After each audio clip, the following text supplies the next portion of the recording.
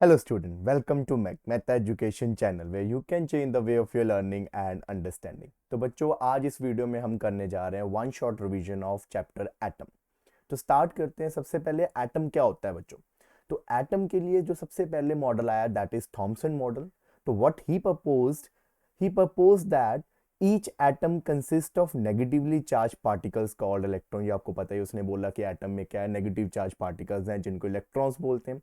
Second, since atom as whole is neutral, so there must be positively charged particle in atom such that net charge on atom is zero। मतलब जितना atom के अंदर negative charge है उतना ही क्या होगा, positive charge, क्योंकि हमें पता है एटम इज न्यूट्रल। तो सम अप करके इसने क्या बोला कि एटम जो है वो एक सफेयर है, पॉजिटिव चार्ज से बना हुआ पूरा सफेयर, जिसका डायामीटर इसने कितना बोला, 10⁻⁻10 जो है वो उसका डायामीटर है। और कहते हैं इसमें जो है electrons they are embedded. Embedded का मतलब लाइक जैसे वाटरमेलन, वाटरमेलन का जो अंदर सारा रेड पार्ट है जिससे वो बना हुआ है अंदर, वो सारा है पॉजिटिव चार्ज। और जैसे उसमें सीड्स होते हैं बीच में कहीं कहीं, वैसे ही एटम के अंदर क्या होंगे, इलेक्ट्रॉन्स होंगे। Electrons are embedded. अब ये तो था एक फॉर्मूला, तो इसने इसी चीज को कैसे बताया, प्लम्स इन पुडिंग। मतलब जो आपके पास फ्रूट केक होता है ना, फ्रूट केक के अंदर चेरीज नहीं होती, वैसे इसने बोला कि वो प्लम जो है पुडिंग के अंदर जैसे छोटे छोटे पीसेस चेरीज के होते हैं। तो इसलिए इस मॉडल को also called plum pudding model. पर अब ये मॉडल आपको पता रिजेक्ट हो गया। क्यों ये मॉडल रिजेक्ट हुआ, इसमें क्या ऐसा आया कि ये रिजेक्ट हो गया, जिसमें सबसे पहला पॉइंट था, well, he could not explain the large angle scattering of alpha particle when scattering through the thin metal sheet of gold। तो आगे आपको पता था रदरफोर्ड ने एक एक्सपेरिमेंट किया था अल्फा पार्टिकल्स की स्कैटरिंग का एक्सपेरिमेंट, तो उसमें जो जो ऑब्जर्वेशंस आई ये मॉडल उसको एक्सप्लेन नहीं कर पाया, इसलिए एक तो ये रीज़न बना। दूसरा जो इसका मेन रीज़न था कि इसने न्यूक्लियस के बारे में कुछ नहीं बताया। जैसे हमें पता ना एटम के अंदर न्यूक्लियस है, पर इसने तो न्यूक्लियस का नाम तक नहीं लिया। तो इसलिए ये जो मॉडल था ये क्या हो गया, ये रिजेक्ट हो गया। अब आगे बढ़ते हैं। Next model is your Rutherford model. पर रदरफोर्ड मॉडल को पढ़ने से पहले you need to know about the scattering experiment जो उसने परफॉर्म किया था, अल्फा स्कैटरिंग एक्सपेरिमेंट। ये किसने किसने परफॉर्म किया, रदरफोर्ड और उसके एसोसिएट गीगर एंड मार्सडन। तो कई बार ये ऐसे भी पूछा जा सकता है, गीगर एंड मार्सडन एक्सपेरिमेंट। तो आपको पता होना चाहिए this alpha particle scattering experiment is called Geiger and Marsden experiment या रदरफोर्ड एक्सपेरिमेंट।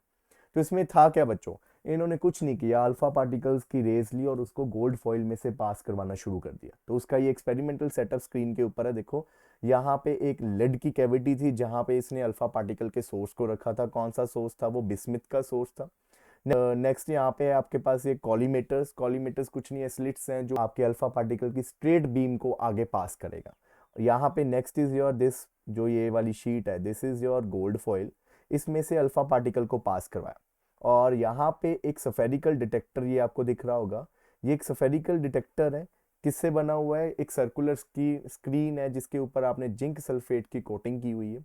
अब जब जब अल्फा पार्टिकल इस जिंक स्क्रीन के साथ टकराएगा तो क्या होगा कि वहां पे सिंटिलेशंस होंगी, मतलब स्पार्कलिंग प्रोड्यूस होगी, जिससे हमें पता चलेगा कि कहाँ पे जाके अल्फा पार्टिकल टकराया। और देखने के लिए यहाँ पे एक माइक्रोस्कोप है, डिटेक्टर है हमारे पास, जिससे हम देखेंगे कि कहाँ पे वो सिंटिलेशंस जो है वो प्रोड्यूस हो रही है। तो क्या हुआ जब ये एक्सपेरिमेंट उन्होंने परफॉर्म किया, तो देखो आगे। When the beam of alpha particles are scattered by a thin gold foil, these scattering alpha particle falls on fluorescent screen and scintillations are produced which are observed through the movable detector। वही जब ये alpha particles को scatter करवाया gold foil में से तो सेंटिलेशंस produce हुई, और सेंटिलेशंस को किससे देखा, हमने डिटेक्टर से देखा। तो उन सेंटिलेशंस को देखने के बाद क्या ऑब्जर्वेशंस आई उसके बारे में बात करते हैं। यहाँ पे एक इंपॉर्टेंट पॉइंट और भी लिखा हुआ है कि इसको इवैक्यूएटेड चैम्बर, मतलब एक ऐसा चैम्बर था जिसमें वैक्यूम क्रिएट किया गया था, उसमें परफॉर्म किया, ताकि वो जो अल्फा पार्टिकल अपने पास से डिफ्लेक्ट हुए हैं तो वो सिर्फ किसके कारण हुए होंगे, गोल्ड के कारण, जो गोल्ड की फॉइल है उसके कारण हुए हों, अंदर कोई ऐसे और पार्टिकल्स ना हो जिसके कारण उसकी स्कैटरिंग हुई हो। इसलिए इसको वैक्यूम में परफॉर्म किया गया, मतलब इवैक्यूएटेड चैम्बर था एक हमारे पास। तो क्या क्या ऑब्जर्वेशंस आई, सबसे पहली ऑब्जर्वेशंस इन्होंने देखा, most of the alpha particle pass through gold foil undeflected. मतलब बहुत सारे अल्फा पार्टिकल सीधे गए और सीधे ही चले गए, बिना डिफ्लेक्शन के, जैसे आए थे वैसे ही चले गए। उसके बाद some of the alpha particle about 0.14% were deflected through very small angle less than 1 degree. तो बहुत ही जो कम थे, मतलब 0.14%, वो जो है वो 1 डिग्री एंगल से भी कम स्कैटर्ड हुए, मतलब अपने पास से बहुत कम डिफ्लेक्टेड हुए। और उसके बाद इसने देखा कि a few alpha particle 1 in 8000 were deflected through large angle greater than 90 degree and some of even them retrace their path, that is angle of deflection was 180 degree। इसका क्या मतलब है कि बहुत ओकेशनली 8000 में से कोई एक ऐसा था जो ऐसे जाते जाते 90 पे गोल्ड फॉइल से निकला और 90 पे डिफ्लेक्ट हो गया। और कहते हैं कुछ ऐसे भी दिखे बहुत ही कम जो सीधे गए गोल्ड फॉइल से आगे जाने की बजाय गोल्ड फॉइल से वो वापस बैक स्कैटर्ड कर गए, मतलब उनका स्कैटरिंग एंगल कितना हो गया 180, ऐसे गए 180 पे टर्न और वापस, ठीक है ना। तो ये ऑब्जर्वेशन आई कि बहुत सारे सीधे निकल गए, 0.14% मतलब बहुत ही कम जो है वो स्कैटर्ड हुए पर 1 डिग्री एंगल से भी कम। और उसके बाद ना के बराबर मतलब बहुत ही कम 8000 में से एक ऐसा अल्फा पार्टिकल होता था जो 90 डिग्री पे स्कैटर कर रहा था, और बहुत ही कम पार्टिकल ओकेशनली आपको कुछ ऐसे पार्टिकल दिख रहे थे जो गोल्ड फॉइल से निकलने की बजाय वापस आ रहे थे, ठीक है। तो ये ऑब्जर्वेशंस हमें किससे पता चली, ये पता लगी स्क्रीन से, सेंटिलेशंस हुई, मूवेबल डिटेक्टर से हमें ये दिखने को मिला, जहां पे स्पार्कलिंग हो रही थी वहां पे अल्फा पार्टिकल टकरा रहा था। तो यहां से कंक्लूजन क्या मिला हमें, most of the alpha particle pass through gold foil undeflected, so it indicates that most of the space in atom is empty। तो इससे क्या पता चला कि बहुत सारे कहते हैं हमारे जो अल्फा पार्टिकल्स थे वो सीधे ही जा रहे हैं, उनके पाथ में कोई डिफ्लेक्टेड नहीं आया, तो अंदर गोल्ड फॉइल में गोल्ड के एटम थे, गोल्ड फॉइल में से वो निकल के जा रहे थे तो वहां पे गोल्ड के एटम थे ना, और जब वो उन एटम में से निकल के गए अल्फा पार्टिकल तो उनको कोई डिफ्लेक्शन नहीं आई। इसका मतलब बहुत सारी स्पेस क्या है एटम में खाली पड़ी है कि अल्फा पार्टिकल उसमें से आराम से निकल गए, है ना। फिर उसके बाद देखा कि only few is deflected at large angle, so whole positive charge of atom is concentrated in small region at the centre of atom and this region is called nucleus.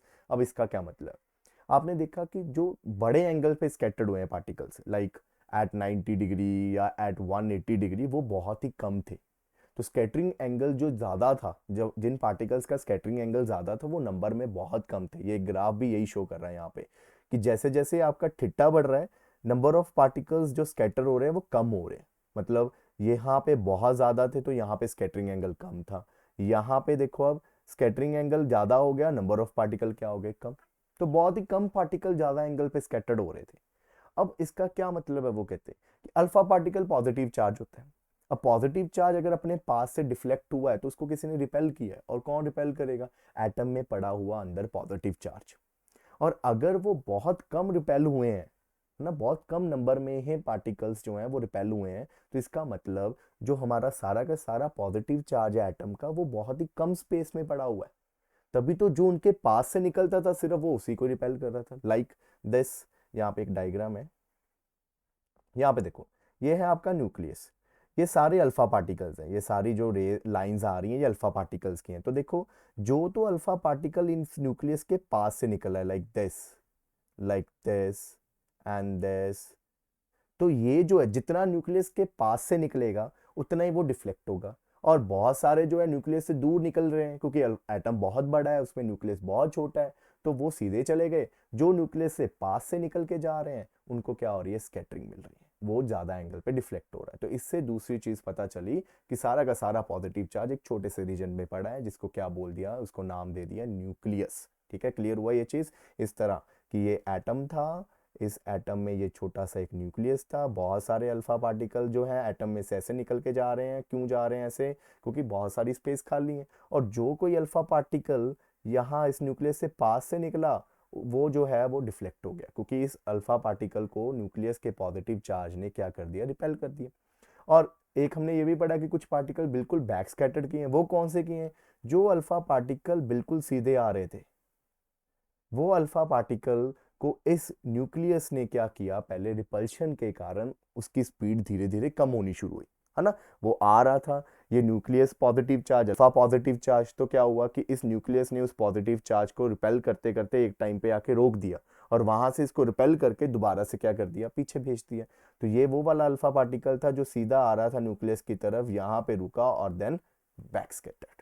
ठीक है, तो ये बहुत ही कम पार्टिकल्स थे जो न्यूक्लियस के बिल्कुल सीधा आ रहे थे, उसको न्यूक्लियस ने क्या किया, ये आ रहा था, न्यूक्लियस ने रिपल्शन फोर्स लगाई, रिपल्शन फोर्स के कारण क्या हुआ कि उसकी स्पीड धीरे धीरे कम हुई, वो रुका एंड देन बैक स्कैटर। ठीक है, तो ये ऑब्जर्वेशंस यहाँ से मिली। अब आपको कुछ डेफिनेशंस पता होनी चाहिए इसी के अंडर।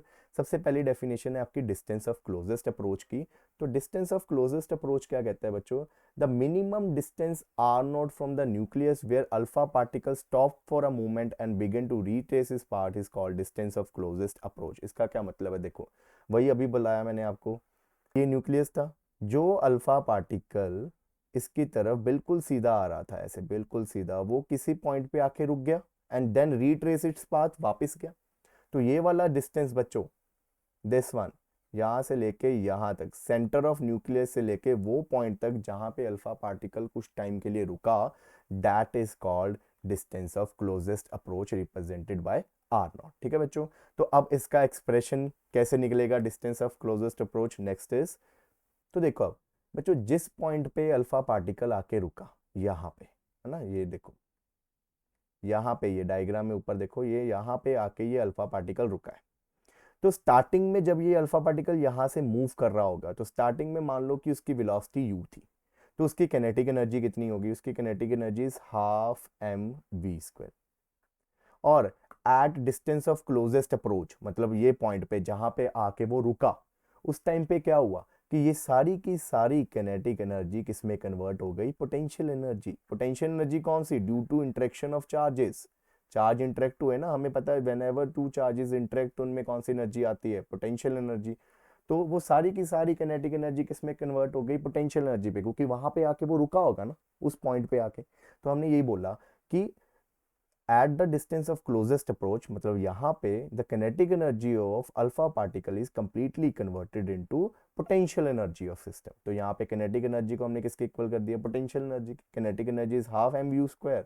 potential energy का फॉर्मूला क्या होता है आपको पता है? potential energy is 1/4 pi epsilon naught q1 q2 by distance। ये 1/4 pi epsilon naught को अकेला k भी लिख सकते हो, q1 q2 by r। Q1 जो है वो क्या है? हमारा न्यूक्लियस का चार्ज, और आपको पता है न्यूक्लियस का चार्ज कैसे लिखा जाता है? Z इंटू ई, क्योंकि न्यूक्लियस का charge is due to proton, और Z क्या होता है? एटॉमिक नंबर, जितने प्रोटॉन्स उतना ही उसका एटॉमिक नंबर होता है। तो Z इंटू एक के ऊपर कितना चार्ज है? E, तो Z into E is the total charge on nucleus. और हमारे पास जो Q2 है वो किसका चार्ज है? अल्फा पार्टिकल का। अल्फा पार्टिकल पे कितना चार्ज होता है? 2e। अल्फा पार्टिकल क्या होता है? हीलियम का न्यूक्लियस होता है ना, दो प्रोटॉन होते हैं उसके पास, तो दो प्रोटॉन पे कितना चार्ज आएगा? 2 इंटू ई। तो यहाँ पे Q1 की जगह आ गया ZD, Q2 की जगह आ गया 2E, और दोनों के बीच का distance is your closest approach, तो ये यहाँ पे आ गया R नॉट। तो बस इसको आगे सॉल्व करते हैं। इसको सॉल्व करेंगे जैसे ही हम, तो हमारे पास R नॉट की वैल्यू आ जाएगी। R नॉट की वैल्यू हमारी क्या आ गई? देखो, ये R नॉट हमने ऊपर भेज दिया इस तरफ, और ये टर्म यहाँ पे नीचे आ गई, तो हमारे पास ये R नॉट आ गया। R naught is K2 ZD स्क्वायर, नीचे हाफ एम यू स्क्वायर है, उसको कैनेटिक एनर्जी ही लिख दिया इसने। तो this is the formula to calculate distance of closest approach. तो बच्चों, इसके न्यूमेरिकल आपको पेपर में मिलते हैं। वहाँ पे वो क्या करता है कि एनर्जी जो है अल्फा पार्टिकल की, वो आपको प्रोवाइड कर देता है कि भी अगर अल्फा पार्टिकल इतनी एनर्जी से आए, तो बताओ उसका डिस्टेंस ऑफ क्लोजेस्ट अप्रोच कितना होगा? तो that energy is your kinetic energy. तो बस आपने यहाँ पे किनेटिक एनर्जी की जगह वो वैल्यू फिल करनी है and you will get your answer. ठीक है, जैसे कि रदरफोर्ड एक्सपेरिमेंट की अगर बात करें, तो रदरफोर्ड एक्सपेरिमेंट में उसने जो अल्फा पार्टिकल लिए थे, उसकी किनेटिक एनर्जी कितनी थी? उसकी किनेटिक एनर्जी थी 5.5 मेगा इलेक्ट्रॉन वोल्ट। तो मेगा इलेक्ट्रॉन वोल्ट को पहले जूल में चेंज कर दिया, 5.5 इंटू 10⁻⁻13 जूल। और गोल्ड के साथ उसने एक्सपेरिमेंट किया था, तो यहाँ पे Z क्या है बच्चों? क्या था Z था एटॉमिक नंबर ऑफ न्यूक्लियस। किसके न्यूक्लियस की बात हो रही थी? यहाँ Z था बच्चों एटॉमिक नंबर ऑफ गोल्ड, है ना, गोल्ड की फॉइल में से वो निकला था, तो गोल्ड के न्यूक्लियस की बात हो रही थी। तो एटॉमिक नंबर यहाँ पे गोल्ड का लेना है। कई बार क्वेश्चन चेंज हो जाता है, आपको क्या बोलेगा कि अगर मैं अल्फा पार्टिकल किसी और मेटल की शीट से पास करवाता, कोई भी XYZ कोई भी मेटल शीट दे देता, तो उसके केस में आप कहते बताओ कि डिस्टेंस ऑफ क्लोजेस्ट अप्रोच कितना होगा, तो मेक श्योर वहां पे Z भी क्या हो जाएगा? चेंज हो जाएगा। ठीक है, तो रदरफोर्ड ने तो गोल्ड लिया था, तो गोल्ड का एटॉमिक नंबर इज 79, तो यहाँ पे Z की जगह 79 फिल कर दिया हमने। K की वैल्यू यहाँ पे 1/4 पाई एप्सिलॉन नॉट की जगह आ गया 9 इंटू 10⁻⁹ ई की जगह इलेक्ट्रॉन का चार्ज, और किनेटिक एनर्जी कितनी है 5.5 इंटू 1.6 इंटू 10⁻⁻13। जब आप इसकी वैल्यूज को यहाँ पे फिल करोगे, फिल करने के बाद ये कुछ आंसर आता है 4.13 इंटू 10⁻⁻14, जिसको मैं ऐसे भी लिख सकता हूँ 41.3 इंटू 10⁻⁻15 मीटर। मैंने डेसिमल आगे शिफ्ट कर दिया, पावर में एक नेगेटिव पावर और आ गई, क्योंकि ये जो 10⁻⁻15 है बच्चों, ये एक नया यूनिट बन जाता है 1 fermi. 1 fermi is your 10⁻⁻15 metre. तो इसका न्यूमेरिकल कई बार आपको पेपर में मिल जाता है, ठीक है, तो मेक श्योर ये आपको आना चाहिए। अब नेक्स्ट इज, अब जो हमारा न्यूक्लियस का रेडियस था वो ऑब्वियस है डिस्टेंस ऑफ क्लोजेस्ट अप्रोच से तो कम ही होगा ना। देखो आपका डायग्राम देखें अगर हम, ये हमारा एटम था, ये हमारा न्यूक्लियस था, यहाँ पे पार्टिकल वापस रुक के वापस चला गया था। So this distance is your r naught, और न्यूक्लियस का रेडियस तो ये छोटा सा ये वाला होगा, तो ये न्यूक्लियस का रेडियस तो डिस्टेंस ऑफ क्लोजेस्ट अप्रोच से कम होगा। तो यहां से एस्टिमेशन लगा के उसने क्या बोला कि जो न्यूक्लियस का रेडियस होगा ना, that is near about Fermi order, कि 10⁻⁻15 में होगा वो, ठीक है। कम कर दिया ना, यहाँ पे वैल्यू -14 आई थी, हमने क्या कर दी -15 में ले लिया, कि न्यूक्लियस का रेडियस जो है कितने ऑर्डर में होगा, फर्मी ऑर्डर। तो ये भी एमसीक्यू क्वेश्चन आ जाता है कि न्यूक्लियस का रेडियस किस ऑर्डर में होता है, तो 10⁻⁻15 metre, also called fermi order. तो now the next is impact parameter. अब ये क्या होता है, देखो इसकी डेफिनेशन क्या है, it is defined as perpendicular distance of velocity vector of alpha particle from the centre of nucleus when it is far away from the atom. अब इसका क्या मतलब है, देखो हमारे पास ये सेम वही एक एटम है, ये हमारा न्यूक्लियस है, ये न्यूक्लियस के सेंटर से मैंने एक लाइन ली, डॉटेड लाइन दिस, ये एक अल्फा पार्टिकल है जो इस तरह आ रहा था, न्यूक्लियस के पास होने के कारण ये थोड़ा सा इससे क्या हो गया, डिफ्लेक्ट हो गया, ये अपने पास से इतना डिफ्लेक्ट हो गया, and then this theta angle is called scattering angle, ठीक है, जिस एंगल से वो डिफ्लेक्ट हुआ अपने पास से। एंड ये बता रही है लाइन अल्फा पार्टिकल का वेलोसिटी वेक्टर को, है ना, वेलोसिटी की डायरेक्शन इसी तरफ है इस लाइन के क्रॉस, तो इस लाइन को मैं बोल दूंगा वेलोसिटी वेक्टर, कि इस लाइन के क्रॉस वो अल्फा पार्टिकल मूव करके जा रहा था। तो इन दोनों के बीच का जो परपेंडिकुलर डिस्टेंस है, वेलोसिटी वेक्टर और न्यूक्लियस के सेंटर के बीच का ये जो परपेंडिकुलर डिस्टेंस है, this distance is called impact parameter. The perpendicular distance between the velocity vector of alpha particle and the centre of nucleus, जब ये न्यूक्लियस से दूर थे, क्योंकि जब ये न्यूक्लियस के पास आ जाएंगे तो फिर तो स्कैटरिंग होनी शुरू हो जाएगी, तो इसीलिए कब लेना है, जब ये अल्फा पार्टिकल न्यूक्लियस से क्या होएगा, दूर होगा, ठीक है। अब scattering angle is inversely proportional to impact parameter. अब इसका क्या मतलब है, अगर एक अल्फा पार्टिकल यहाँ पे है, ये उतना ही न्यूक्लियस के पास आएगा, तो इसका उतना ही स्कैटरिंग एंगल क्या आएगा, ज्यादा। जितना न्यूक्लियस के पास आओगे उतना ही न्यूक्लियस इस अल्फा पार्टिकल को ज्यादा स्कैटर करेगा, तो जितना न्यूक्लियस के पास होगा उतना ही उसका इम्पैक्ट पैरामीटर, ये वाला डिस्टेंस क्या होएगा, ये डिस्टेंस उसका कम होगा, ठीक है। तो यही बोला उसने कि scattering angle is inversely proportional to impact parameter. अगर इम्पैक्ट पैरामीटर कम होगा तो स्कैटरिंग एंगल क्या आएगा, ज्यादा। वहीं अगर देखो अल्फा पार्टिकल यहां से जाता, तो ये दूर है थोड़ा, तो ये स्कैटर क्या आएगा, कम होगा। तो इसका इम्पैक्ट पैरामीटर क्या है, यहां से लेके यहां तक ये ज्यादा है, ठीक है। तो इम्पैक्ट पैरामीटर ज्यादा देन स्कैटरिंग एंगल कम। अब यहाँ पे एक इंपॉर्टेंट पॉइंट है बच्चों, कि अगर हेड ऑन कोलिजन हो जाए, हेड ऑन कोलिजन का मतलब क्या है, कि अगर अल्फा पार्टिकल बिल्कुल सेंटर से आएगा लाइक दिस, देखो ये हमारा फिर वही एटम, यहाँ पे ये न्यूक्लियस, ये सेंटर है, और हमारा अल्फा पार्टिकल भी इसी के ऊपर आ रहा है, तो फिर क्या होएगा, आपको पता है जो सेंटर पे आता है वो आगे तक जाएगा, यहाँ तक जाएगा, जाके क्या हो जाएगा, रुक जाएगा, ठीक है, रुक के वापिस इसी लाइन पे वापिस आ जाएगा। तो इस केस में आपका इम्पैक्ट पैरामीटर कितना होगा, 0, क्योंकि वो सेंटर के ऊपर ही तो जा रहा है, सेंटर वाली लाइन के ऊपर ही जा रहा है, तो उनके बीच में डिस्टेंस ही नहीं है, उसी लाइन के ऊपर तो वो जा रहा है, तो इम्पैक्ट पैरामीटर हो गया आपका 0। और स्कैटरिंग एंगल कितना हो गया आपका 180 मैक्सिमम। तो ये एक पॉइंट इंपॉर्टेंट है कि जब आपका इम्पैक्ट पैरामीटर 0 होता है तब उस केस में आपका स्कैटरिंग एंगल कितना होता है 180, क्योंकि पार्टिकल अगर उसी लाइन पे जाएगा जिस लाइन पे सेंटर वाली लाइन है तो पार्टिकल वापिस ही आएगा, ठीक है बच्चों।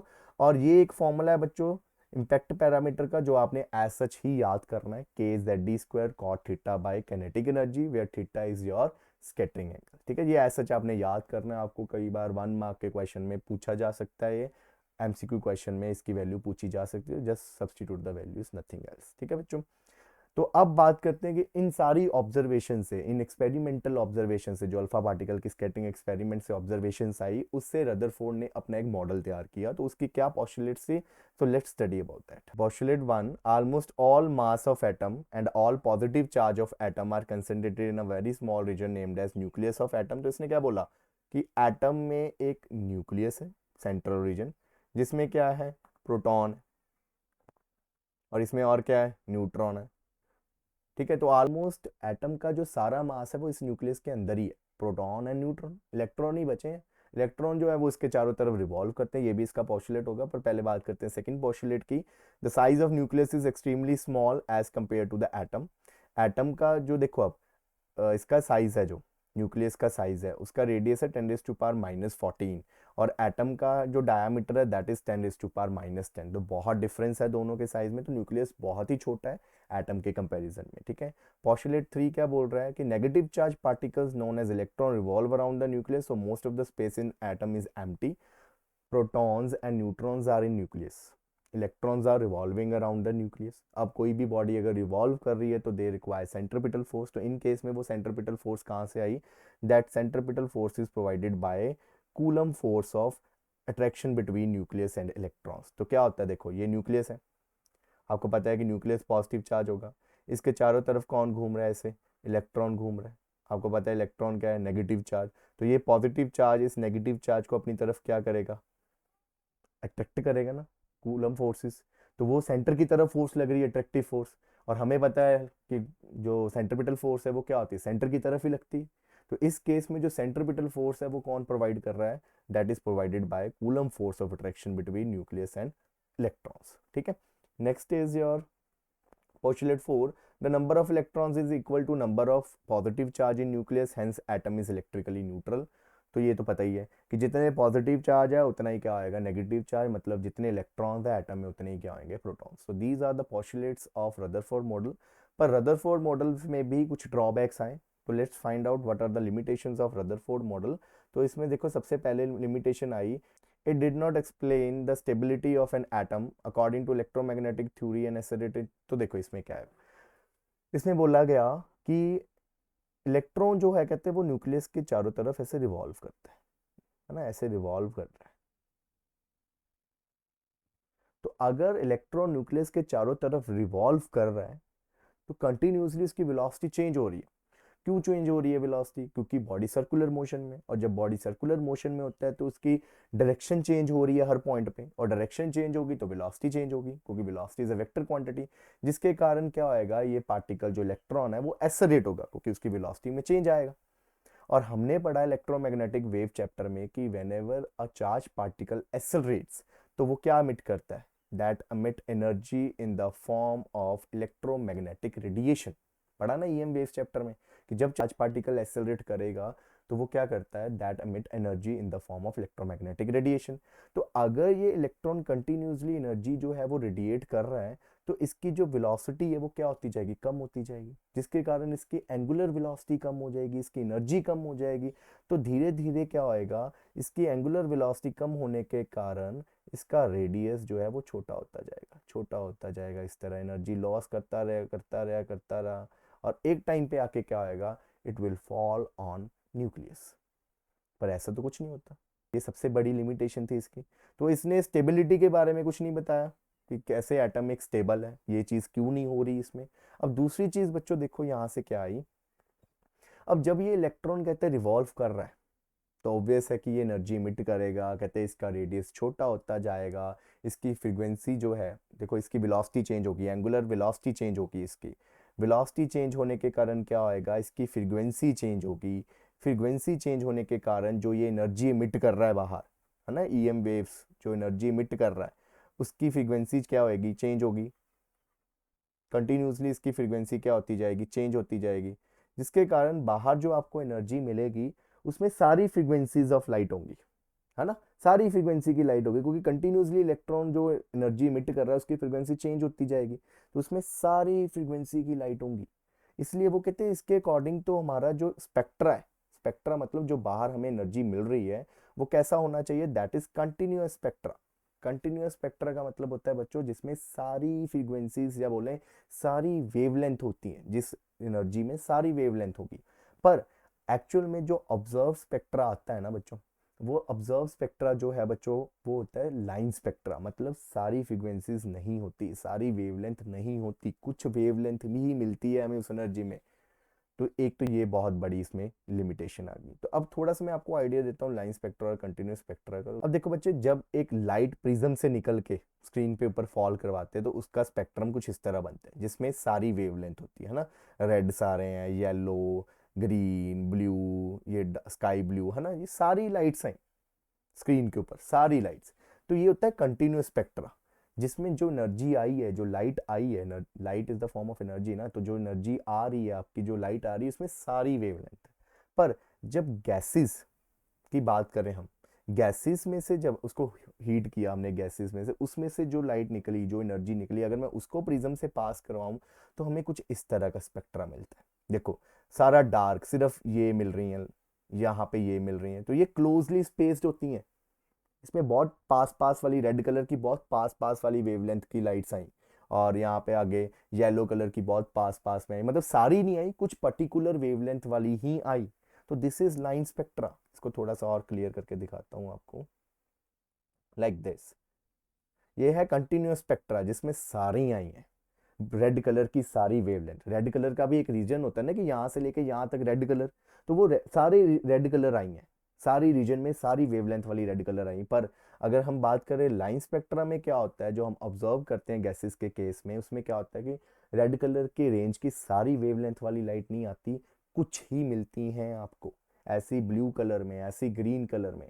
तो जो हमारा इलेक्ट्रॉन के केस की बात करें हम, तो उस केस में जो हमारा स्पेक्ट्रा आता था, हमें गैसेस के केस की बात करें हम, तो उस केसेस में जो स्पेक्ट्रा बच्चों आया था, that is your line spectra. इसका मतलब वो सारी एनर्जीज नहीं दे रहे थे। तो ये था रदरफोर्ड की जो एक लिमिटेशन, कि रदरफोर्ड के अकॉर्डिंग जो लाइट निकल रही थी उसके इलेक्ट्रॉन से, तो वो क्या थी, वो थी कंटिन्यूस स्पेक्ट्रा वाली, कि वो सारी फ्रीक्वेंसीज, सारी वेवलेंथ वो एमिट करेगा, है ना। तो ये एक लिमिटेशंस थी। तो इस लिमिटेशन को सॉल्व किया आगे बोहर मॉडल ने। तो let's study about Bohr model. तो बोहर ने पहला पोस्टुलेट दिया, atom consist of small and massive central core called nucleus around which electron revolve. The centripetal required for the revolving is provided by electrostatic attraction between electron and nucleus. वही same ये तो, कि सारा का सारा जो positive charge है वो किस में पड़ा हुआ है, न्यूक्लियस में पड़ा हुआ है, ठीक है। और जो इलेक्ट्रॉन्स है वो कंटिन्यूसली रिवॉल्विंग, ठीक है। और उनको रिवॉल्व करवाने के लिए जो सेंट्रीपिटल फोर्स चाहिए, that is due to electrostatic force of attraction between electrons and nucleus. Second है, electron revolve around the nucleus without radiating energy in a circular path of fix radius called stationary orbit, also called energy level. तो अब इसने second point क्या दिया, कि जब एक electron nucleus के अबाउट ऐसे रिवॉल्व कर रहा है किसी सर्कुलर ऑर्बिट में, ठीक है, तो वो जब रिवॉल्व कर रहा है तो बच्चों वो उसकी एनर्जी क्या रहती है, फिक्स। इसका मतलब जब तक वो इलेक्ट्रॉन उस ऑर्बिट में रिवॉल्व कर रहा है तो वो एनर्जी रेडिएट नहीं करता। इसने ये चीज़ बोली, उसकी एनर्जी फिक्स रहेगी। तो अगर एनर्जी फिक्स रहेगी तो मतलब वो बाहर एमिट एनर्जी नहीं करेगा। तो ये चीज़ इसने बोला। और जिन ऑर्बिट्स में वो घूम रहा है, जिनमें उसकी एनर्जी फिक्स रहती है, that is called stationary orbit, ठीक है। हर एक ऑर्बिट में एनर्जी फिक्स होगी, जैसे फर्स्ट ऑर्बिट, सेकंड ऑर्बिट, बहुत सारे ऑर्बिट होंगे। तो फर्स्ट ऑर्बिट की अपनी एनर्जी होगी, सेकंड ऑर्बिट की अपनी एनर्जी होगी, मतलब उस ऑर्बिट में इलेक्ट्रॉन की फिक्स एनर्जी, सेकंड ऑर्बिट में इलेक्ट्रॉन की फिक्स एनर्जी, थर्ड ऑर्बिट में इलेक्ट्रॉन की फिक्स एनर्जी। मतलब जब तक वो उस ऑर्बिट में उसकी एनर्जी उतनी ही रहेगी तब तक वो मतलब एनर्जी रेडिएट नहीं करेगा, ठीक है। उसके बाद थर्ड कंडीशन, ये बड़ी इंपॉर्टेंट कंडीशन है बच्चों, बोहर क्वांटाइजेशन कंडीशन। इसने क्या बोला कि अगर इलेक्ट्रॉन किसी पर्टिकुलर ऑर्बिट में घूम रहा है, ऑर्बिट भी बोल सकते हैं उसको, एनर्जी लेवल्स भी बोल सकते हैं बच्चों। तो अगर किसी कोई इलेक्ट्रॉन पर्टिकुलर ऑर्बिट में घूम रहा है, पहला, दूसरा, तीसरा, चौथा, बहुत सारे ऑर्बिट है, इनफाइनाइट नंबर ऑफ ऑर्बिट्स, तो कहता है उसमें वही इलेक्ट्रॉन्स अलाउड है घूमने जिनका angular momentum which is mvr that is equal to nh/2 pi. ये बड़ी इंपॉर्टेंट कंडीशन है बच्चों, ये टिप्स पे होनी चाहिए। मतलब अगर आपका इलेक्ट्रॉन फर्स्ट ऑर्बिट में घूम रहा है तो जितने भी इलेक्ट्रॉन फर्स्ट ऑर्बिट में घूम रहे हैं सबका एंगुलर मोमेंटम कितना होगा, यहाँ पे n की जगह 1 आ जाएगा, h/2 पाई। तो यहाँ पे वही इलेक्ट्रॉन अलाउड है घूमने जिनका एंगुलर मोमेंटम क्या होगा, h/2 पाई। अब जो सेकंड ऑर्बिट में घूम रहे हैं उनका कितना एंगुलर मोमेंटम होगा, 2h/2 पाई। तो ये कंडीशन आ गई यहाँ पे। It states that electron can revolve only in those energy level in which its angular momentum is integral multiple of h/2π, where this n is your principal quantum number nh/2π ना।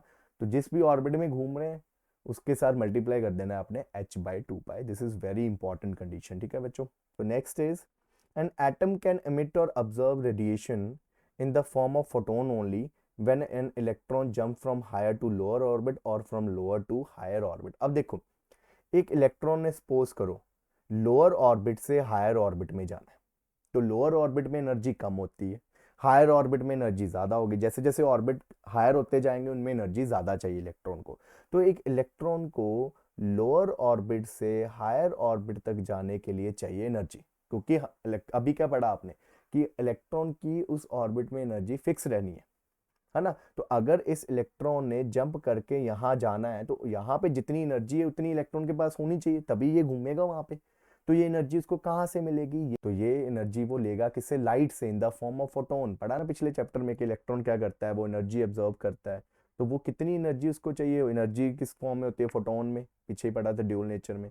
तो वो photon से कितनी energy लेगा, वो कैसे निकलेगा? देखो सपोज करो इस ऑर्बिट की एनर्जी है E1, इस ऑर्बिट की एनर्जी है E2, तो कितनी एनर्जी चाहिए उसको? That is E2 minus E1।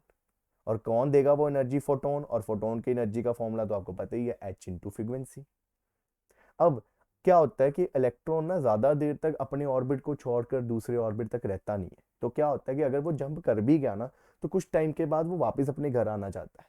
तो इसका मतलब वो वापस E2 से कहाँ आना चाहता है? E1 में, है ना। E2 ऑर्बिट वाले से E1 वाले ऑर्बिट में आना चाहिए। तो अब अगर उसने वापस आना है तो जितनी एनर्जी ली थी उतनी क्या करनी पड़ेगी? वापस करनी पड़ेगी। तो कितनी इस केस में वो एनर्जी क्या करता है? एमिट करता है। ऊपर जाना है तो एनर्जी गेन करता है, वापिस आना है नीचे तो एनर्जी क्या करता है? एमिट करता है। और कितनी एनर्जी एमिट करता है उसका फिर वही फॉर्मूला, हायर ऑर्बिट की एनर्जी माइनस लोअर ऑर्बिट की एनर्जी। तो आपको इसके बेस पे भी क्वेश्चन आते हैं बच्चों कि कितनी एनर्जी चाहिए इलेक्ट्रॉन को या कितनी एनर्जी एमिट की। सेम है, higher minus lower. Higher orbit की एनर्जी में से लोअर ऑर्बिट की एनर्जी माइनस करो, इतनी ही चाहिए उसको ऊपर जाने के लिए और इतनी ही इमिट करता है ऊपर से नीचे आने के लिए। तो ये भी एक इंपॉर्टेंट पॉइंट है बच्चों, ठीक है। सो this is all about the postulates of Bohr theory. अब यहाँ पे बच्चों एक इंपॉर्टेंट डेरिवेशन है, that is Bohr theory of hydrogen atom. ये तो बहुत इंपॉर्टेंट है बच्चों, मतलब इसका तो पेपर में आने के चांसेस पक्के होते हैं। तो ये बोहर मॉडल को अब हाइड्रोजन पे अप्लाई किया गया। तो अब देखो हाइड्रोजन में क्या है। हाइड्रोजन में आपको पता है कि न्यूक्लियस और उसमें एक ही इलेक्ट्रॉन होता है, that is revolving around the nucleus. तो यहाँ पे देखो ये डायग्राम बनाया मैंने, ये न्यूक्लियस है, इलेक्ट्रॉन जो है इसके चारों तरफ घूम रहा है, जिसका रेडियस कितना ले लिया हमने, जिस ऑर्बिट में इलेक्ट्रॉन घूम रहा है लेट इट बी आर, और मूविंग विद वेलोसिटी v। तो यहाँ पे इसकी वेलोसिटी कितनी शो कर दी मैंने? v। तो यहाँ पे ना मैंने एक्सप्रेशन निकालने हैं रेडियस के, वेलोसिटीज के, एनर्जी के। तो ये एक्सप्रेशन बड़े इंपॉर्टेंट है, इसको ध्यान से समझना। तो सबसे पहले कंडीशन क्या यूज की हमने कि ये न्यूक्लियस इस इलेक्ट्रॉन को क्या करेगा? अट्रैक्ट करेगा। वही बोहर मॉडल के पोस्टुलेट के अकॉर्डिंग कि सेंट्रीपिटल फोर्स चाहिए, और वो सेंट्रीपिटल फोर्स कहाँ से मिलेगी? That is due to the electrostatic force of attraction. तो सबसे पहले मैंने इलेक्ट्रोस्टैटिक फोर्स ऑफ अट्रैक्शन निकाली। कैसे निकलेगी वो? Force is your K Q1 Q2 by R का square. K as such Q1 is nucleus का charge is always Zi and Q2 is electron, electron का चार्ज इज E, नीचे distance का square is R। तो force आ गई हमारी KZe square by R square. तो देखो यहाँ पे यही चीज़ है ना, यहाँ पे बच्चे आएगा आर स्क्वायर, ठीक है। यहाँ पे स्क्वायर नहीं था तो यहाँ पे आएगा आर स्क्वायर। और ये फोर्स अंदर की तरफ लगेगी क्योंकि न्यूक्लियस इलेक्ट्रॉन को क्या करेगा? अट्रैक्ट करेगा। अब ये जो फोर्स है, this force provide the necessarily centripetal force of electron to move in a circular orbit. तो यही फोर्स तो सेंट्रीपिटल फोर्स प्रोवाइड करेगी। तो हमने क्या कर दिया कि centripetal force is equal to KZd square by R square कर दिया। यहाँ से आप इसको सॉल्व करोगे, सॉल्व करने के बाद यहाँ से हमें रेडियस की वैल्यू निकल गई, ये चीज़। बच्चा अब ये रेडियस तो निकला, पर मैं चाहता हूँ कि मुझे रेडियस मिले क्वांटाइजेशन कंडीशन में। क्वांटाइजेशन कंडीशन का मतलब मेरा जो आर का एक्सप्रेशन आए ना उसमें एन जो क्या है? प्रिंसिपल क्वांटम नंबर, जो क्या बताएगा आपका ऑर्बिट, कि आप किस ऑर्बिट की रेडियस की बात कर रहे हो, तो मेरे एक्सप्रेशन में n होना चाहिए ना, कि मुझे अगर फर्स्ट ऑर्बिट का रेडियस चाहिए तो मैं वहाँ पे n की वैल्यू 1 फिल कर दूँ, फिफ्थ का चाहिए तो 5 फिल कर दूँ। तो उससे बोलते हैं क्वांटाइजेशन कंडीशन। तो मुझे n लेके आना है अपने एक्सप्रेशन में, और n कहाँ से आएगा, n आएगा बोहर की क्वांटाइजेशन कंडीशन से। तो इसलिए देखो बोहर की क्वांटाइजेशन कंडीशन यूज की, उसमें क्या था कि L is equal to MVR is equal to NH/2 pi. तो यहाँ से भी R की वैल्यू मैंने कैलकुलेट कर दी, तो आ गई NH/2 पाई MV। ये भी R, इन दोनों R को आपस में कर दो इक्वेट। जब इन दोनों R को आप इक्वेट करोगे तो देखो, अब इन दोनों R को जब मैं इक्वेट करूंगा, ये वाला और ये वाला, इनको इक्वेट किया, ये M के साथ देखो M कैंसिल हो गया, एक V के साथ ये V कैंसिल हो गया, तो ये V उस तरफ चला जाएगा और ये वाली टर्म्स जो हैं सारी दूसरी तरफ चले जाएंगी। तो 2 पाई KZE² बाय NH आ गया। देखो बच्चे, तो ये बता रहा है मुझे वेलोसिटी कि इलेक्ट्रॉन की वेलोसिटी, या वेलोसिटी में देखो n आ रहा है ना, तो वेलोसिटी तो क्वांटाइजेशन कंडीशन में आ गई। मतलब अगर आपने इलेक्ट्रॉन की किसी ऑर्बिट में वेलोसिटी निकालनी है तो आप यहाँ पे इस फॉर्मूले से वैल्यू निकाल सकते हो। फर्स्ट ऑर्बिट है तो n1 आ जाएगा, सेकंड ऑर्बिट है तो n2 आ जाएगा, थर्ड ऑर्बिट है तो n3 आ जाएगा। हाँ, तो अब मुझे तो रेडियस चाहिए था, और रेडियस की क्या इक्वेशन आई थी, रेडियस की हमारी इक्वेशन आई थी ये वाली, देखो NH/2 पाई MV। और अगर इस v की वैल्यू को मैं यहाँ पे सब्सटीट्यूट कर दूँ तो हमारा r कितना आ जाएगा, r is equal to NH/2 pi M। v की वैल्यू यहाँ नीचे सब्सटीट्यूट करनी है तो 2 पाई KZE² नीचे आ जाएगा, और ये जो NH नीचे था वो कहाँ चला गया, ऊपर। तो r की वैल्यू क्या आ गई हमारी, n²h² 4 पाई² KMZE²। so this is the expression of radius of orbit। ठीक है, तो यहाँ पे देखो अब आगे यही चीज़ आगे सॉल्व की हुई है हमने। तो सॉल्व करने के बाद हमारा यही एक्सप्रेशन आया था। ठीक है, तो यहाँ पे अब क्लियरली जो रेडियस है आपका वो किसके डायरेक्टली प्रोपोर्शनल है, n² के, है ना। तो अगर फर्स्ट ऑर्बिट है तो रेडियस 1 के स्क्वायर के डायरेक्टली प्रोपोर्शनल, सेकंड है तो 2 का स्क्वायर मतलब 4, थर्ड है तो 3 का स्क्वायर मतलब 9। तो इसलिए जो रेडियस की रेशो आएगी वो किस पे डिपेंड करेगी, सिर्फ n² में, बाकी सारी टर्म्स तो सेम रहेंगी। तो ये रेडियस की रेशो बता दी उसने, 1 4 9 16 स्क्वायर पे डिपेंड कर रहा है ना। फर्स्ट का स्क्वायर 1, सेकंड का स्क्वायर आएगा 2 का स्क्वायर 4, थर्ड का 9 हो गया, और फोर्थ का 16। तो इस रेशो में जो है वो रेडियस इंक्रीज होगा आपका। अब अगर मैं इनर मोस्ट का रेडियस निकालूं, हाइड्रोजन के सबसे इनर मोस्ट ऑर्बिट मतलब पहले ऑर्बिट का रेडियस निकालूं, तो उस रेडियस को इन्होंने नाम दे दिया Bohr radius, the radius of inner most orbit of hydrogen atom. तो रेडियस का आपका फॉर्मूला आया था R equal to n²h²/4 पाई² MKZE²। तो यहाँ पे अगर वैल्यूज को फिल करें, अब हाइड्रोजन की बात हो रही है, हाइड्रोजन है तो Z1 होगा, अटोमिक नंबर 1 है हाइड्रोजन का, और फर्स्ट ऑर्बिट है इनर मोस्ट में तो पहला ऑर्बिट तो N1 हो गया, तो ये N भी 1 है और ये Z भी 1 है, और बाकी सारी तो कांस्टेंट है। H is Planck constant, 4 pi, M is your mass of electron, K is your 1/4 pi epsilon naught, E electron का चार्ज। तो सारी वैल्यूज को अगर मैं फिल करूं, फिल करने के बाद आपको सॉल्व करने की जरूरत नहीं है, सिर्फ याद रखना है कि ये जो R सॉल्व करके आएगा हमारा, वो आएगा 0.53 एंगस्ट्रॉम। मतलब ये आया होगा आपका 10⁻⁻10 मीटर में, उसको हमने लिख दिया एंगस्ट्रॉम। तो इनर मोस्ट जो आपका ऑर्बिट है उसका रेडियस कितना आएगा, 0.53 एंगस्ट्रॉम। तो बच्चों न्यूमेरिकल के लिए, अब न्यूमेरिकल में इनर मोस्ट तो पूछेगा नहीं, वो आपको किसी भी ऑर्बिट का रेडियस पूछ सकता है। तो न्यूमेरिकल को थोड़ा सिंप्लीफाई करने के लिए, क्योंकि इतने बड़े फॉर्मूले की कैलकुलेशन तो वहाँ नहीं होगी आपसे, है ना। तो न्यूमेरिकल को सिंप्लीफाई करने के लिए देखो, अब जब आपने ये सॉल्व किया इनर मोस्ट के लिए, आपने n को 1 फिल किया, आपने z को 1 फिल किया, मतलब ये n, और अगर इसमें n को छोड़ दूं और इस z को निकाल दूं, ये तो 1 1 है, इसका तो कोई इफेक्ट ही नहीं है।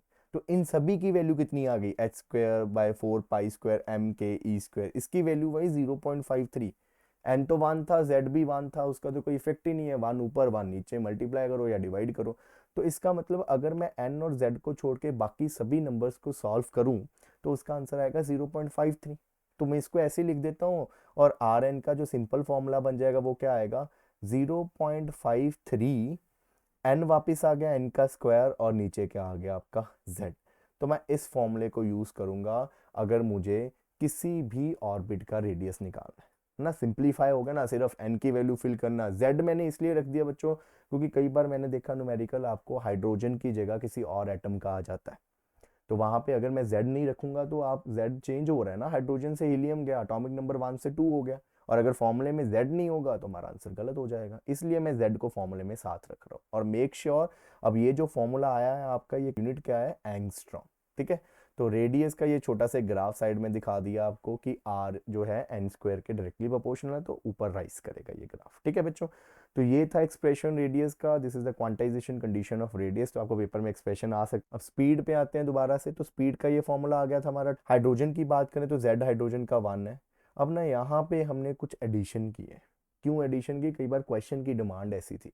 ठीक है, तो उसके लिए मैंने क्या किया, इसको सी के साथ मल्टीप्लाई और सी के साथ डिवाइड किया। देखो ये थी एक्सप्रेशन आपका, v is equal to 2 pi k z e square by N H. मैंने c के साथ मल्टीप्लाई कर दिया, c के साथ डिवाइड कर दिया। ठीक है, 2 pi k z e square, ये c एंड दिस h इनको अंदर लिख दिया, एंड दिस ऊपर वाला c और n इसको बाहर लिख दिया। और इस जो ब्रैकेट वाली टर्म है ये सारी कांस्टेंट है, तो इसको नाम दे दिया है कांस्टेंट अल्फा। इसका नाम है बच्चों फाइन स्ट्रक्चर कांस्टेंट। ठीक है, इसको नाम दे दिया हमने एक फाइन स्ट्रक्चर कांस्टेंट। तो ये आ गया हमारे पास वेलोसिटी का फॉर्मूला, अल्फा सी बाय एन।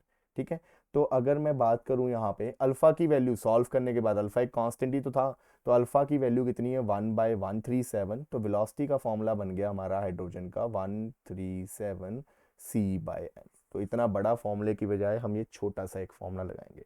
अब ये सी वाला कंसेप्ट मैंने क्यों किया, क्योंकि कई बार ना पेपर में क्वेश्चन ऐसे आता है कि इलेक्ट्रॉन की पहले ऑर्बिट में जो वेलोसिटी है वो स्पीड ऑफ लाइट से 1/137 टाइम्स है। तो देखो यहाँ पे अब अगर मैं n को 1 कर दूं फर्स्ट ऑर्बिट के लिए, तो velocity of electron is 1/137 times speed of light. तो ये आ गया आपका क्वेश्चन। ठीक है ना, तो इस तरह आपको ये क्वेश्चन पूछा जाता है। मैंने ये नीचे लाइन लिखी हुई है कि speed of the electron in inner most orbit is 1/137 और speed of light in vacuum, ये शो करने को क्वेश्चन आ जाता है, तो इसलिए इसको ऐसे किया आपने, किसी के साथ मल्टीप्लाई और डिवाइड कर दिया। ठीक है बच्चों, तो इसको भी अब जनरलाइज करें, अगर न्यूमेरिकल के लिए आपने वेलोसिटी का फॉर्मूला लिखना है तो क्या आएगा, v is equal to 1/137 c by n। अब यहाँ पे बच्चों z भी था, है ना, वेलोसिटी में भी z था, तो हम यहाँ पे एक z भी लिख देते हैं। ठीक है, ताकि अगर किसी और एटम के बारे में पूछा तो वहां पे ये आंसर आ जाएगा। ठीक है जी। अब next is your energy of electron. तो एनर्जी देखो बच्चे, अब इलेक्ट्रॉन जो है वो एक तो मूव कर रहा है तो उसके पास काइनेटिक एनर्जी होगी, दूसरा वो न्यूक्लियस के साथ इंटरेक्ट कर रहा है तो उसके पास पोटेंशियल एनर्जी भी होगी। तो बस फिर काइनेटिक एनर्जी का फॉर्मूला तो आपको पता ही है क्या होता है, हाफ एम वी स्क्वायर। अब देखो पीछे आपने इक्वेशन डाली थी ना कि जो सेंट्रिपिटल फोर्स है वो कौन प्रोवाइड कर रहा है, that is due to the electrostatic force of attraction, है ना, यही था। तो यहाँ से ये जो एम वी स्क्वायर है इसकी वैल्यू कितनी आएगी, देखो ये रहा ना एम वी स्क्वायर, इसकी वैल्यू कितनी आएगी, M V square is equal to k z e square, ये r के साथ एक r कैंसिल, ये आ गया। तो किनेटिक एनर्जी आ गई आपकी हाफ एम वी स्क्वायर की जगह k z e square by R, तो ये लिख दिया मैंने। और पोटेंशियल एनर्जी निकालनी है, पोटेंशियल एनर्जी का आपको फॉर्मूला पता ही है, k q1 q2/r होता है। तो k ऐसा, q1 इज न्यूक्लियस का चार्ज, q2 इज इलेक्ट्रॉन का चार्ज, और आपको पता है पोटेंशियल एनर्जी में हम चार्ज का साइन कंसीडर करते हैं, तो ये मत भूलना। नीचे आ गया r, इसको सॉल्व किया तो कितना आंसर आ गया, -k z e square.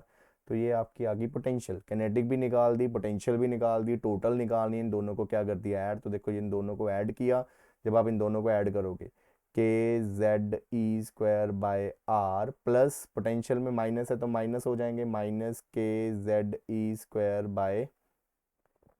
Kinetic में 2 है नीचे यहाँ पे, तो ये 2, तो एलसीएम लोगे आप, एलसीएम नीचे 2r आ गया, k z e square minus ये 2 पर मल्टीप्लाई हो जाएगा, 2 k z e स्क्वायर, तो माइनस करने के बाद -k z e square. So this is your total energy, ये आ गई आपकी total energy -k z e square. अब यहाँ पे ना इंपॉर्टेंट रिजल्ट्स हैं, क्या रिजल्ट है वो देखो, किनेटिक एनर्जी आई k z e स्क्वायर/2r, और ये energy total energy minus K Z D square by 2 R. इसका मतलब किनेटिक एनर्जी जो है वो टोटल एनर्जी में से ये अगर माइनस साइन हटा दूं तो किनेटिक एनर्जी के इक्वल आ गया। तो kinetic energy is minus of total energy, है ना। ये टोटल एनर्जी के आगे आप एक माइनस लगा दोगे तो माइनस माइनस प्लस हो जाएगा और हमारे पास क्या आ जाएगा, किनेटिक एनर्जी। पोटेंशियल एनर्जी की बात करें तो पोटेंशियल एनर्जी में देखो माइनस है K Z D square by R है, पर यहाँ पे क्या है 2 आर है। तो अगर मैं पोटेंशियल एनर्जी को सॉरी एनर्जी को 2 के साथ मल्टीप्लाई कर दूं तो ये 2 के साथ 2 कैंसिल हो जाएगा और हमारे पास क्या आ जाएगी, पोटेंशियल एनर्जी। तो इसका मतलब your potential energy is 2 times total energy. समझ लगी ये चीज़। तो ये इंपॉर्टेंट रिजल्ट है, जस्ट कंपैरिजन किया बच्चों। किनेटिक एनर्जी में माइनस नहीं था, एनर्जी में माइनस था, तो एक माइनस के साथ मल्टीप्लाई कर दिया ताकि माइनस माइनस प्लस हो जाए। और पोटेंशियल एनर्जी में नीचे 2 नहीं था, एनर्जी में नीचे 2 था, तो इस 2 को कैंसिल करने के लिए अगर मैं ई को 2 के साथ मल्टीप्लाई कर दूं, दोनों साइड 2 के साथ मल्टीप्लाई कर दूं, तो मेरे पास किसकी वैल्यू आ जाएगी, पोटेंशियल एनर्जी की। तो potential energy is 2 times your total energy. ठीक है, तो ये इंपॉर्टेंट रिजल्ट है, न्यूमेरिकल में आगे काम आएंगे, क्योंकि मेरे पास एनर्जी टोटल एनर्जी निकालने का एक ईजी फॉर्मूला होगा, तो मैं वहां से ही बस किनेटिक और पोटेंशियल निकाल दूँ। यहाँ पे देखो लिखा हुआ है ना ऑन कंपेयरिंग। तो ये रिजल्ट एज सच माइंड में बिठा लेना कि इलेक्ट्रॉन की अगर आपको किसी भी ऑर्बिट में किनेटिक एनर्जी पूछी है तो आप उस ऑर्बिट की टोटल एनर्जी निकाल लो कि इलेक्ट्रॉन की उस ऑर्बिट में टोटल एनर्जी कितनी होगी और उसके आगे माइनस साइन लगा दो। और अगर आपको इलेक्ट्रॉन की पोटेंशियल एनर्जी पूछी है उस ऑर्बिट में तो इलेक्ट्रॉन की टोटल एनर्जी को वहां पे जो इलेक्ट्रॉन की टोटल एनर्जी होगी उस ऑर्बिट में उसको 2 के साथ क्या कर दो, मल्टीप्लाई कर दो। ठीक है बच्चों। अब इसकी भी क्वांटाइजेशन कंडीशन चाहिए मुझे, एनर्जी की भी, मतलब एनर्जी में भी एन हो कि ऑर्बिट के अकॉर्डिंग एनर्जी में क्या चेंज आया वो मुझे पता लग जाया करे। तो मैं क्या करूंगा अब यहाँ पे, तो बस फिर ये तो आ गया आपकी total energy K Z D square by 2 R. यहाँ पे मैं आर की वैल्यू क्वांटाइजेशन कंडीशन वाली फिल कर दूंगा। तो ये वही किया, क्या थी, N square H square by 4 pi square M K Z D square, नीचे था आर तो एन स्क्वायर एच स्क्वायर नीचे आ गया और 4 pi square M K Z D square ऊपर आ गया। तो जब आप इसको सॉल्व करोगे तो सॉल्व करने के बाद ये कुछ ये आ गया आपका एनर्जी बेस। अब ये भी इतना बड़ा फॉर्मूला है, इतना बड़ा फॉर्मूला तो न्यूमेरिकल के लिए नहीं सॉल्व होगा। तो अभी देखो इसमें फर्स्ट ऑर्बिट ऑफ हाइड्रोजन के लिए जब एनर्जी निकाली, मतलब एन को 1 फिल किया, जेड को 1 फिल किया, बाकी सारे तो कांस्टेंट ही है 2 पाई एम के ई और एच। जब इसको सॉल्व किया तो एनर्जी जो आई फर्स्ट ऑर्बिट की that is -13.6 EV, electron volt में आई वो एनर्जी, मतलब जूल में आई होगी, उसको चेंज कर दिया। आपको भी करने की कोई ज़रूरत नहीं, आप सीधे लिख दोगे अगर डेरिवेशन आती है बच्चों। ठीक है, तो ये फर्स्ट ऑर्बिट की है कि फर्स्ट ऑर्बिट में इलेक्ट्रॉन की इतनी एनर्जी होगी। देखो एन को 1 फिल किया था, जेड को भी 1 फिल किया था, इसका मतलब एन और जेड को छोड़कर बाकी सारी टर्म्स को सॉल्व करने के बाद आंसर इतना आ जाता है -13.6। एन तो 1 है, जेड भी 1 था इस और इसमें जब आपने ये एनर्जी निकाली है ना, N1 Z1। इसका मतलब इसको छोड़कर बाकी सारी वैल्यूज को सॉल्व करके जो आंसर आया था दैट इज -13.6। तो अगर मुझे nth ऑर्बिट की एनर्जी निकालनी है तो सभी वैल्यूज की जगह आ जाएगा -13.6, एन स्क्वायर को लिख देते हैं नीचे और साथ में जेड स्क्वायर को भी लिख देते हैं। तो ये आ गया न्यूमेरिकल के लिए इजी फॉर्मूला आपका, -13.6 by N square Z square. Make sure this energy is in electron volt, इस चीज का ध्यान रखना बच्चों। ठीक है, तो न्यूमेरिकल के लिए इजी फॉर्मूलेज आ गए, रेडियस का भी इजी आ गया 0.53 इंटू एन स्क्वायर, वो आया था एंगस्ट्रॉम में। फिर उसके बाद आपको वेलोसिटी का लिखवा दिया, ठीक है, अल्फा सी बाय एन, साथ में जेड था। और इसके बाद एनर्जी का भी फॉर्मूला आ गया -13.6 by N square Z square. ठीक है, और यहाँ पे देखो as N increases energy of orbit increases because it become less negative, तो वो यहाँ से क्लियर ही हो रहा है। जैसे जैसे एन बढ़ेगा, अब आप यहाँ से बोलोगे कि भी एन इनवर्सली है तो एन बढ़ने से एनर्जी कम होगी, नहीं बच्चों, नेगेटिव साइन भी लगा हुआ है, उस नेगेटिव को मत भूलो कि जैसे जैसे एन बढ़ेगा एनर्जी जो है वो कम नेगेटिव होनी शुरू होगी, और नेगेटिव में नंबर जब छोटा होता है उसकी वैल्यू क्या होनी शुरू हो जाती है, बड़ी होनी शुरू हो जाती है। ठीक है, तो this is the very important derivation जो पेपर में बाय पार्ट्स पूछी जाती है। कभी रेडियस पूछ लिया एक्सप्रेशन, कभी वेलोसिटी का पूछ लिया, कभी एनर्जी का एक्सप्रेशन पूछ लिया, तो ये बड़ी इंपॉर्टेंट डेरिवेशन है। और बच्चों ये जो पीडीएफ है इसको डाउनलोड करने का लिंक मैं आपको डिस्क्रिप्शन बॉक्स में प्रोवाइड कर दूंगा, तो वहां से इसको डाउनलोड करना और just read this and this is sufficient. Theory part के लिए ये सफिशिएंट है, इससे आपका पूरा चैप्टर जो है वो क्लियर हो जाएगा। ठीक है, अब इसके बाद स्पेक्ट्रल सीरीज।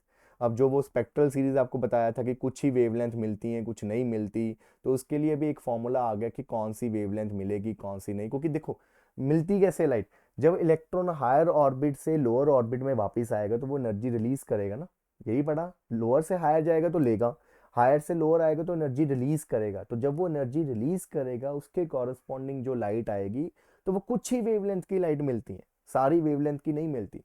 तो कौन सी वेवलेंथ की लाइट मिलेगी उसके लिए भी एक फॉर्मूला चाहिए, तो वो यहाँ पे spectral series of hydrogen gas में हमने वही फॉर्मूला जो है वो निकालना है। तो उसके लिए देखो एनर्जी का ये फॉर्मूला आ गया आपके पास, ये बड़ा वाला फॉर्मूला। अब सपोज करो इलेक्ट्रॉन जो है किसी हायर ऑर्बिट N2 से नीचे आया है lower orbit N1। N2 is your higher orbit, ये हायर है, and this is your lower orbit. तो कितनी एनर्जी रिलीज की, कैसे फॉर्मूला पता चलेगा, energy release is E higher minus E lower. Higher कौन सा था, जहाँ पे आपकी n की वैल्यू होगी N2, और लोअर कौन सा होगा, जहाँ पे आपकी n की वैल्यू होगी N1। यहाँ पे E2 नहीं लिखेंगे, N2, और यहाँ पे N1। ठीक है, यहाँ पे वैल्यूज को फिल कर दो। जब आप वैल्यूज को फिल करोगे देखो, -2 pi square m k z d 4h, ये तो सभी के लिए कॉमन है, ये कॉमन बाहर आ जाएगा, -2 pi square m k square z square E4/h common. यहाँ पे आ गया 1/n2 का स्क्वायर माइनस 1/n1 का स्क्वायर। n2 क्या है, हायर लेवल, और n1 क्या है, लोअर लेवल।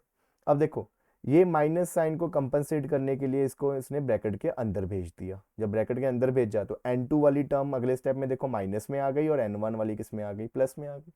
ठीक है, अब उसके बाद ये जो एनर्जी है ये कौन देगा, ये किस फॉर्म में आती थी, फोटोन ही आता था, एनर्जी देता था, और जब निकला है तो फोटोन की फॉर्म में ही निकलेगी, और फोटोन की एनर्जी का फॉर्मूला आपको पता है क्या होता है, एच न्यू।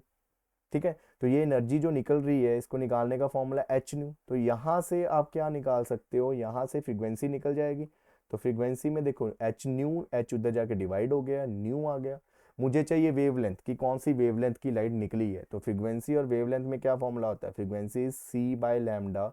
तो यहाँ पे फ्रीक्वेंसी की जगह अगले स्टेप में सी बाय लैम्डा फिल कर दिया, तो 1/λ किसका इक्वल आ गया, 2 pi square m k square E4 CH3। बड़े बड़े बड़े एक्सप्रेशन है बच्चे। ठीक है, तो ये जब डेरिवेशन करोगे तो तब तो साथ साथ में ये आते जाएंगे। अब ये जो ब्रैकेट में टर्म्स हैं, z को निकाल दिया बाहर मैंने, ये जो ब्रैकेट में टर्म्स आई ये वाली, ठीक है, ये सारी किसके इक्वल हो गई, इसको एक नया कांस्टेंट दे दिया, क्योंकि ये कांस्टेंट टर्म्स ही हैं। देखो 2 pi square m k square E4 CH3 ये सारे कांस्टेंट है, तो इनको एक कांस्टेंट नाम दे दिया नया, दैट इज r, जिसको क्या बोलते हैं, रिडबर्ग कांस्टेंट।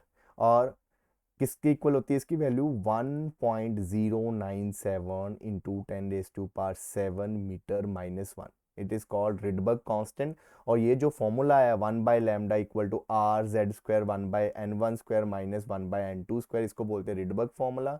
यह है 1/λ, लैम्डा इज वेवलेंथ, तो वेवलेंथ निकालनी तो रेसिप्रोकल कर देना। और 1/λ क्या होता है, wave number, that is nu bar. Wave number क्या होता है, distance covered by a wave in 1 metre, that is called wavelength, कि 1 मीटर में कितना डिस्टेंस उसने कवर किया। ठीक है, तो ये फॉर्मूला है जिसकी हेल्प से आप क्या निकाल सकते हो कि कितनी लाइट की वेवलेंथ निकल रही है। ठीक है, वेव नंबर निकाल सकते हो।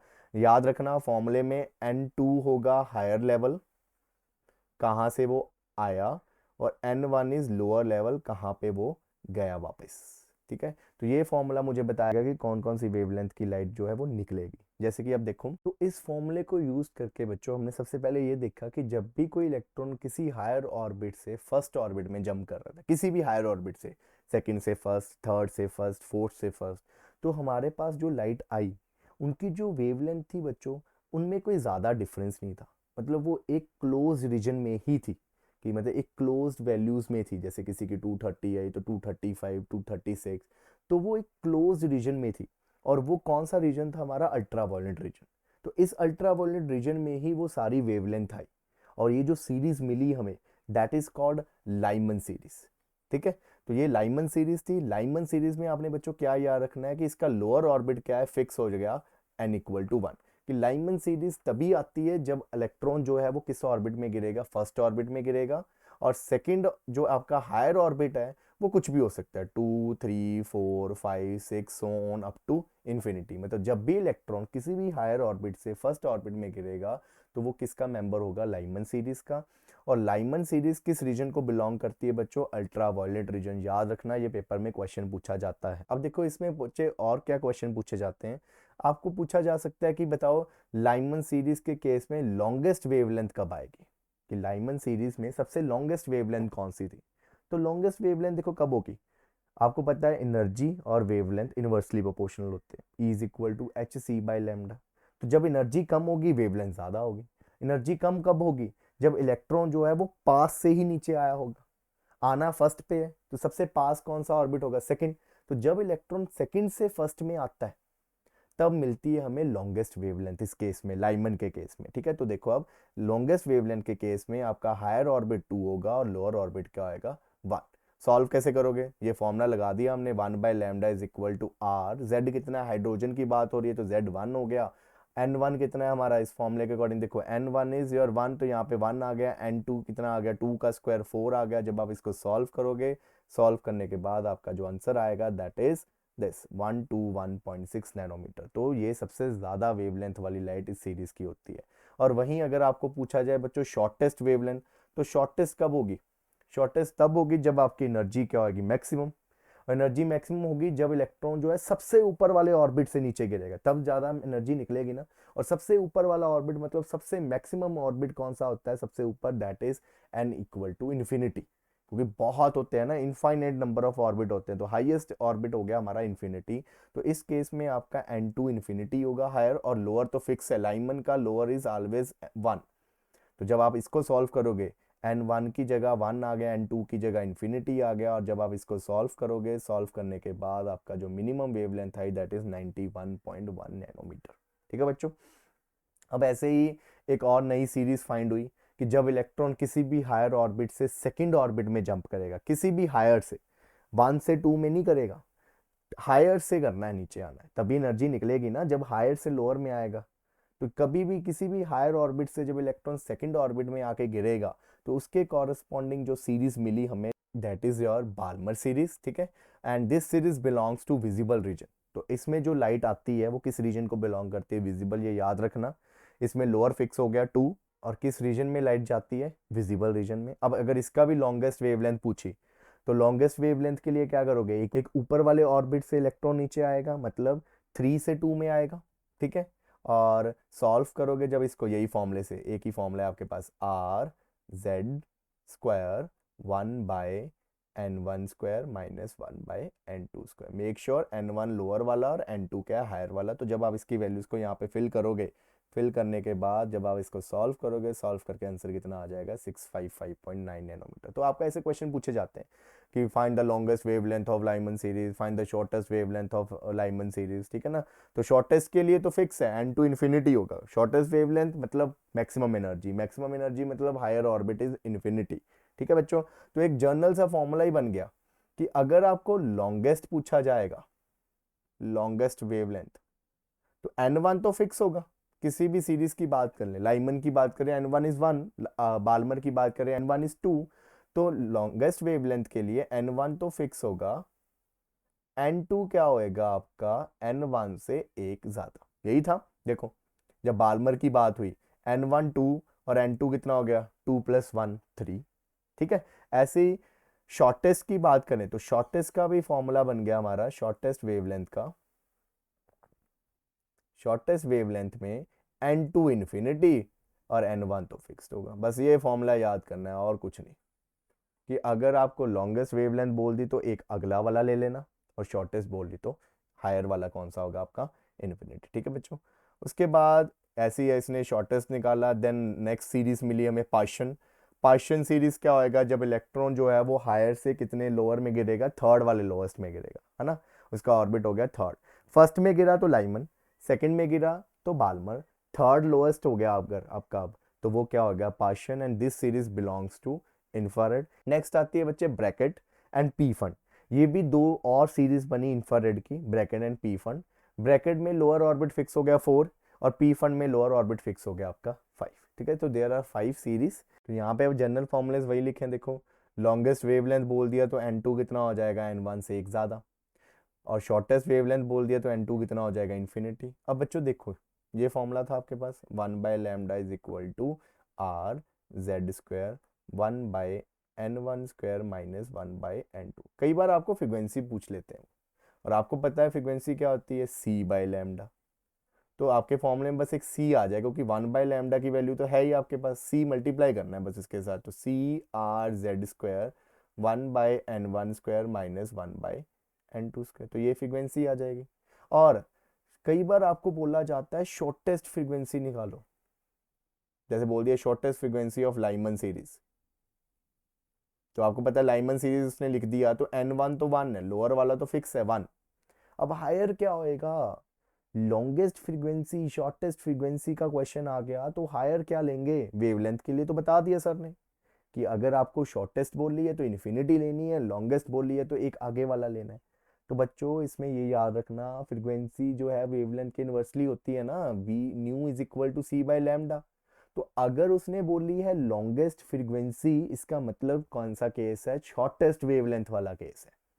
और अगर उसने बोल दिया शॉर्टेस्ट फ्रीक्वेंसी, देखो यहाँ पे लिखा ना मैंने शॉर्टेस्ट फ्रीक्वेंसी, तो कौन सा केस है वो, लॉन्गेस्ट वेवलेंथ का। समझे, उल्टा हो जाएगा।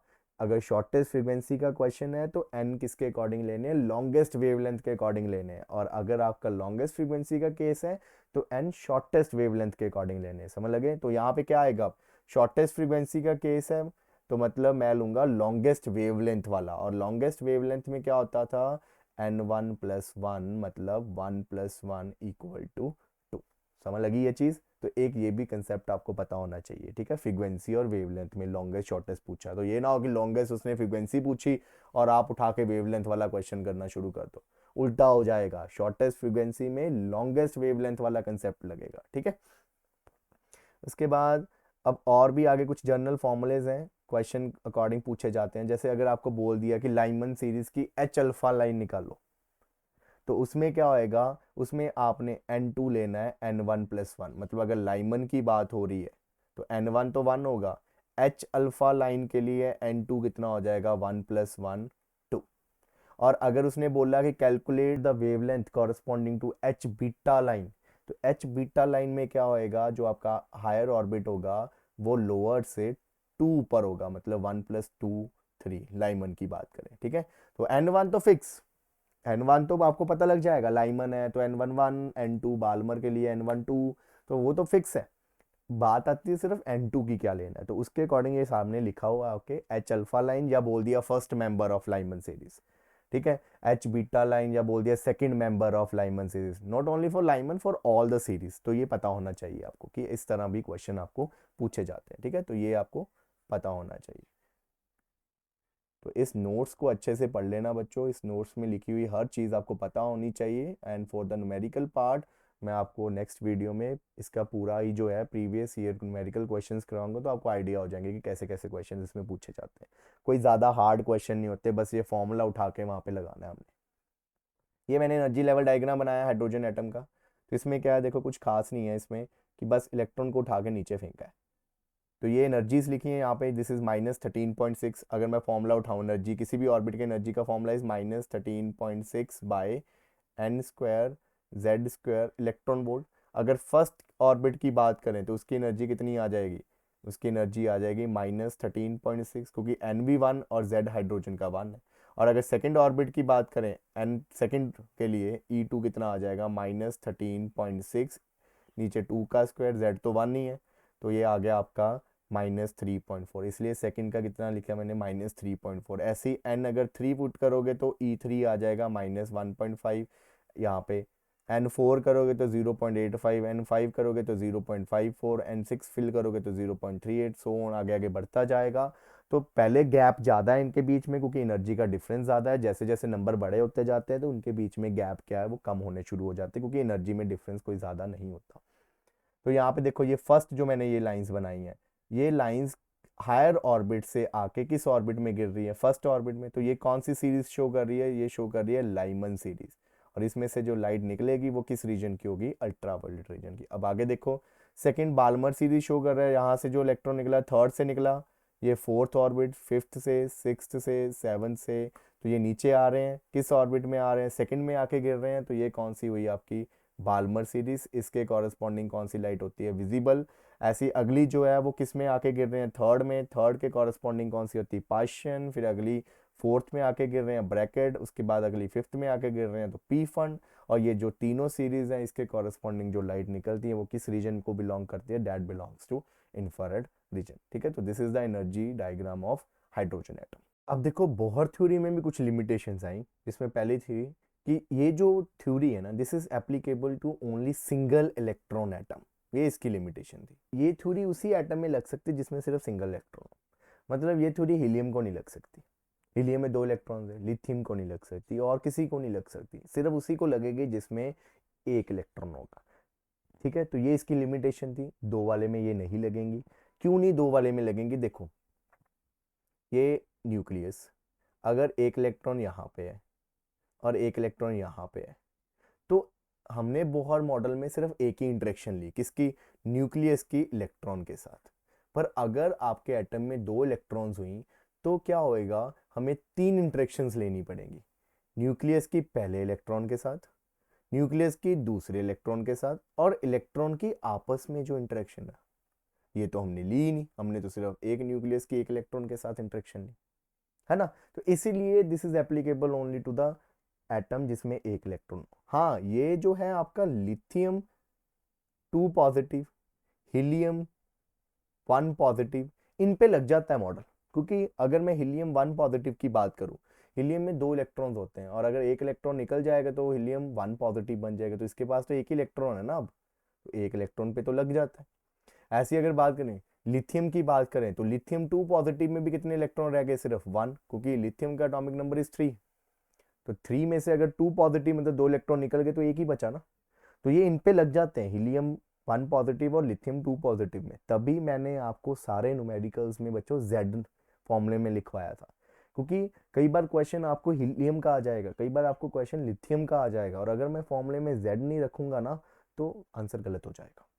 ठीक है बच्चों, इसीलिए सभी फॉर्मूलेस में जेड जो है वो याद रखना कि किसमें जेड ऊपर है, किसमें स्क्वायर है, किसमें नीचे है। ठीक है, और सेकंड इसकी देखो लिमिटेशन है, it does not explain why only circular orbit should be chosen, why not elliptical orbit. हाँ, ये भी है कि सर्कल ही क्यों, एलिप्टिकल क्यों नहीं, ये भी इसकी लिमिटेशन है। तीसरी लिमिटेशन है कि it does not explain further splitting of spectral line in magnetic field called Zeeman effect and in electric field called Stark effect. अब इसका क्या मतलब है, ये जो स्पेक्ट्रल सीरीज पड़ी ना, लाइमन सीरीज, बाल्मर सीरीज, इनमें और भी स्प्लिटिंग हो जाती है, इनकी वेवलेंथ जो थी ना, इनमें और जो है वो स्प्लिटिंग हो जाती है और पार्ट्स बन जाते हैं उन वेवलेंथ्स के। ठीक है, और कब होती है, जब मैं इसको किस में रखूंगा, मैग्नेटिक फील्ड में रखूंगा, तो उस इफेक्ट को बोलते हैं जीमैन इफेक्ट। और जब आप इसको इलेक्ट्रिक फील्ड में रखोगे तो उसमें और स्प्लिटिंग हो जाएगी, उस इफेक्ट को क्या बोलते हैं, स्टार्क इफेक्ट। ये आप हायर स्टडीज में पढ़ते हो, बस अभी के लिए इसकी लिमिटेशन है, तो लिमिटेशन में पढ़ लेना, वैसे ये हायर स्टडीज का है। Next is excitation energy. Excitation energy क्या होती है बच्चों की, अगर आपने इलेक्ट्रॉन को ग्राउंड स्टेट से किसी भी ऑर्बिट में भेजना है तो उसको जो एनर्जी चाहिए that is called excitation energy. ठीक है, ग्राउंड स्टेट से इलेक्ट्रॉन को किसी और स्टेट में भेजना है, किसी भी और ऑर्बिट में भेजना है, तो कितनी एनर्जी चाहिए, that is called excitation energy. और ग्राउंड स्टेट कौन सी होती है बच्चों, ground state is first orbit, उसको क्या बोलते हैं, ग्राउंड स्टेट। तो अगर ग्राउंड स्टेट है तो n1 लेना है, ये याद रखना, ग्राउंड स्टेट के लिए n1, 0 मत ले लेना, ग्राउंड स्टेट मतलब फर्स्ट स्टेट। तो कितनी एनर्जी चाहिए उसका तो आपको फॉर्मूला पता ही है कि कभी भी इलेक्ट्रॉन ने अगर लोअर से हायर जाना है तो उसको कितनी एनर्जी चाहिए, उसका सिंपल फॉर्मूला है E higher minus E lower, and that is your excitation energy. ठीक है ना, जैसे यहाँ पे बोला गया कि अगर इलेक्ट्रॉन को फर्स्ट एक्साइटेशन स्टेट में भेजना है तो कितनी एनर्जी चाहिए। फर्स्ट एक्साइटेशन स्टेट का मतलब क्या होता है कि ग्राउंड से एक ऊपर, ग्राउंड के लिए n1, फर्स्ट एक्साइटेशन स्टेट के लिए n2 कितना, ठीक है, n कितना हो जाएगा 2, ये याद रखना बच्चों। फर्स्ट एक्साइटेशन स्टेट मतलब ग्राउंड से एक ऊपर, सेकंड एक्साइटेशन स्टेट मतलब ग्राउंड से 2 ऊपर। ठीक है, तो फर्स्ट एक्साइटेशन स्टेट के लिए हायर हो गया 2 और लोअर कितना हो गया 1, तो यहाँ पे ये लिखा ना E2 माइनस E1। और E2 कहाँ से निकालोगे, आपके पास फॉर्मूला है En का -13.6 बाय n स्क्वायर, यहाँ पे आप n की जगह क्या फिल कर दोगे 2, तो आपका E2 निकल जाएगा, और यहाँ पे n की जगह 1 फिल कर दोगे तो क्या आ जाएगा E1 आ जाएगा। तो ये इजीली आप यहाँ से E2 माइनस E1 करके निकाल सकते हो कितनी एनर्जी चाहिए, सिंपल फॉर्मूला। उसके बाद है, अगर इलेक्ट्रॉन को आपने सेकंड एक्साइटेड स्टेट में भेजना है तो सेकंड क्या आएगा, ये आपकी ग्राउंड, उसके बाद ये आपकी फर्स्ट एक्साइटेड स्टेट, और ये आपकी सेकंड एक्साइटेड स्टेट। ठीक है ना, ग्राउंड से 2 ऊपर, तो यहाँ से इलेक्ट्रॉन को अब यहाँ भेजना है आपने, तो लोअर हो गया आपका 1 और हायर हो गया आपका 3। कितनी एनर्जी चाहिए वो कैसे निकलेगी, E3 माइनस E1, सिंपल। और फॉर्मूला आपके पास ये है ही किसी भी ऑर्बिट की एनर्जी निकालने का कि इलेक्ट्रॉन की उस ऑर्बिट में कितनी एनर्जी होगी, सिंपल फॉर्मूला, उसमें एन की वैल्यू फिल करो, आराम से आंसर निकल जाएगा। And these energies are in electron volt, ये याद रखना, ठीक है। तो यहाँ इस कंसेप्ट इससे मैं सिर्फ ये बताना चाहता था कि ग्राउंड स्टेट का मतलब N1, फर्स्ट एक्साइटेड स्टेट मतलब N2, थर्ड एक्साइटेड स्टेट मतलब N4, 3 मत लिख देना, गलती मत कर देना, थर्ड एक्साइटेड स्टेट बोला है मैंने। थर्ड का मतलब ग्राउंड से 3 ऊपर, ग्राउंड से 3 ऊपर का मतलब क्या आएगा, ये ग्राउंड है N=1, ये एक ऊपर हो गया, ये दूसरा ऊपर हो गया, और ये 3 ऊपर हो गए, है ना। ये फर्स्ट, ये सेकंड, ये थर्ड, ये है थर्ड एक्साइटेड स्टेट जिसके लिए एन की वैल्यू क्या होती है 4। तो एक्साइटेड स्टेट है तो एक एन बढ़ जाता है, ठीक है। उसके बाद नेक्स्ट है बच्चों आयोनाइजेशन एनर्जी। आयोनाइजेशन एनर्जी क्या होती है, सिंपल कि अगर आपने इलेक्ट्रॉन को उठा के बाहर फेंकना है तो that is called your ionization energy. कितनी एनर्जी चाहिए इलेक्ट्रॉन को नॉकआउट करने के लिए, है ना, एटम से बाहर भेजने के लिए। मतलब इलेक्ट्रॉन को कहाँ फेंकना है आपने, इलेक्ट्रॉन को फेंकना है हायर ऑर्बिटल, बाहर, इन्फिनिटी फेंक दो बस, वहां फेंक दो, है ना। तो जब वहां फेंक दोगे तो वो एटम से बाहर हो जाएगा। तो कितनी एनर्जी चाहिए इलेक्ट्रॉन को बाहर फेंकने के लिए, उसमें आपका जो हायर ऑर्बिट होता है वो आपका क्या होएगा, इन्फिनिटी। लोअर ऑर्बिट हम कोई भी ले लेते हैं कि फर्स्ट से फेंकना है, सेकंड से फेंकना है, उसको मैं एन ले लेता हूँ कि फॉर्मूले में एन आ जाएगा, और एन क्या बताएगा कि किस ऑर्बिट से उसको बाहर फेंकना है। तो बाहर फेंकना होता है तो मतलब बेसिकली हमने इन्फिनिटी पे फेंकना है। तो क्या आएगा फॉर्मूला, कितनी एनर्जी चाहिए, उसका सेम फॉर्मूला, ई हायर माइनस ई लोअर। ई हायर मतलब इन्फिनिटी, माइनस ई लोअर मतलब ई एन। इन्फिनिटी पे कितनी एनर्जी होगी, तो इन्फिनिटी के लिए ई एन का formula -13.6 by N square Z square E V. तो जब आप नीचे एन को इन्फिनिटी फिल करोगे तो ई एन कितना आ जाएगा 0, क्योंकि समथिंग बाय इन्फिनिटी 0, तो ई इन्फिनिटी 0 आ गया माइनस ई एन। तो एनर्जी जो आपकी आयोनाइजेशन एनर्जी है बच्चों, वो किसके इक्वल आ गई, माइनस ऑफ ई एन के। कि इलेक्ट्रॉन की उस स्टेट में कितनी एनर्जी, उसके आगे सिर्फ क्या लगा दो, एक माइनस का साइन लगा दो, ठीक है ना। कि आपको बोला जाए अगर कि इलेक्ट्रॉन थर्ड स्टेट में पड़ा है, थर्ड ऑर्बिट में पड़ा है, उसको कितनी आयोनाइजेशन एनर्जी चाहिए, तो आप क्या करोगे, उस वो थर्ड में पड़ा है तो थर्ड में कितनी एनर्जी होगी, वो E3 निकालोगे, जो आंसर आएगा उसके आगे क्या डाल दोगे, माइनस साइन डाल दोगे। That is your ionization energy required for the electron जो थर्ड स्टेट में, सिंपल, ठीक है ना। तो यही चीज यहाँ पे आगे लिखी है मैंने कि इन्फिनिटी पे फेंकना है तो यही आ जाएगा, और ई एन यही आया था हमारा भी, माइनस ऑफ ई एन, और ई एन किसके इक्वल है, -13.6 by N square Z square E V. तो ये वैल्यू को, ई एन की वैल्यू को जब मैं यहाँ पे फिल करूंगा, ये माइनस माइनस प्लस हो जाएगा क्योंकि यहाँ पे भी माइनस है। तो आयनाइजेशन एनर्जी सिंपली क्या है कि प्लस में एनर्जी निकाल दो उस ऑर्बिट में जहाँ से उसको फेंकना है ना, प्लस में उठा के बाहर फेंक दो। अब यहाँ पे देखो, तो अगर बोला जाए इलेक्ट्रॉन nth एक्साइटेशन स्टेट में है तो उसकी कितनी आयनाइजेशन एनर्जी हो, तो क्वेश्चन ही बोल देते हैं। मान लो कि अगर उसने बोला कि इलेक्ट्रॉन जो है फोर्थ एक्साइटेड स्टेट में है, तो आयनाइजेशन एनर्जी निकालो। तो आपको पता है आयनाइजेशन एनर्जी क्या आएगी, एनर्जी उस पर्टिकुलर स्टेट में जहाँ पे वो इलेक्ट्रॉन है। अब उसने nth यहाँ पे फोर्थ एक्साइटेड स्टेट बोला, तो मेरा n क्या होएगा, 4+1, यही होगा।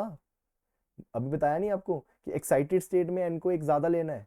फोर्थ एक्साइटेड स्टेट का मतलब होता है इलेक्ट्रॉन फिफ्थ वाली स्टेट में पड़ा है, ग्राउंड से 4 ऊपर है तो उसका नंबर क्या आएगा 5। तो यहाँ से सिर्फ यही बताना चाहता हूँ कि अगर उसने nth बोला है मतलब फोर्थ बोला है, तो आपने एनर्जी किसकी निकालनी है, 4+1 5 की निकालनी है। तो बार बार इस पे हाईलाइट कर रहा हूँ, ये चीज तो अच्छे से कर लेना कि अगर वर्ड एक्साइटेशन स्टेट आ गया तो आपने एन एक ज्यादा वाला लेना है। फोर्थ एक्साइटेड स्टेट का मतलब एन जो है फिफ्थ, वो फिफ्थ ऑर्बिट में पड़ा है।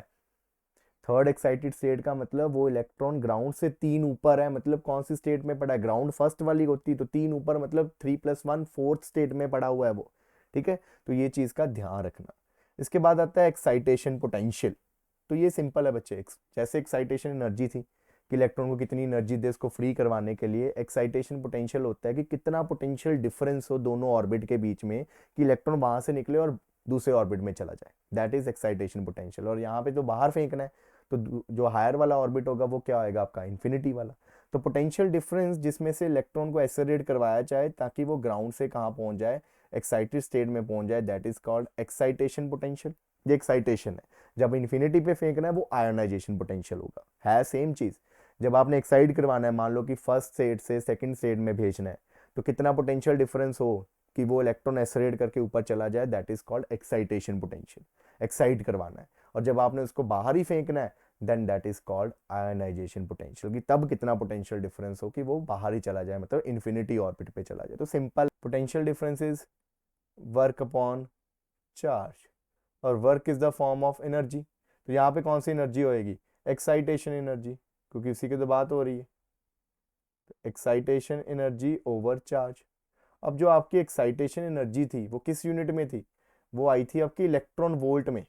और अगर नीचे चार्ज, कौन सा चार्ज एक्सेलरेट करवाना है, इलेक्ट्रॉन, तो ई के साथ ई कैंसिल कर दोगे तो जो आएगा आंसर वो क्या आएगा, पोटेंशियल डिफरेंस। इसका मतलब एनर्जी के फॉर्मूले में से ई हटा दो तो वो क्या बन जाता है, पोटेंशियल डिफरेंस। एनर्जी आपकी क्या थी, देखो एनर्जी आपकी निकलती है जो भी, वो आपकी निकलती है इलेक्ट्रॉन वोल्ट में।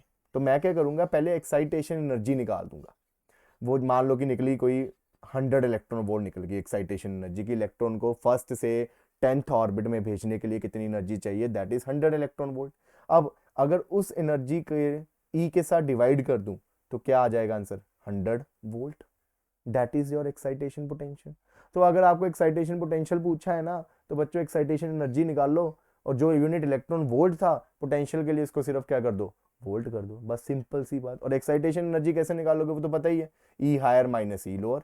Excitation energy E higher minus E lower, कि कहाँ भेजना है, कहाँ से, ठीक है ना। तो एक्साइटेशन पोटेंशियल कुछ नहीं है, एनर्जी ही निकालनी है बस। फॉर्मूला इलेक्ट्रॉन वोल्ट में था एनर्जी का, इलेक्ट्रॉन निकाल दोगे वहां से, यूनिट से इलेक्ट्रॉन वोल्ट को सिर्फ वोल्ट कर दो तो वो बन जाएगा एक्साइटेशन पोटेंशियल।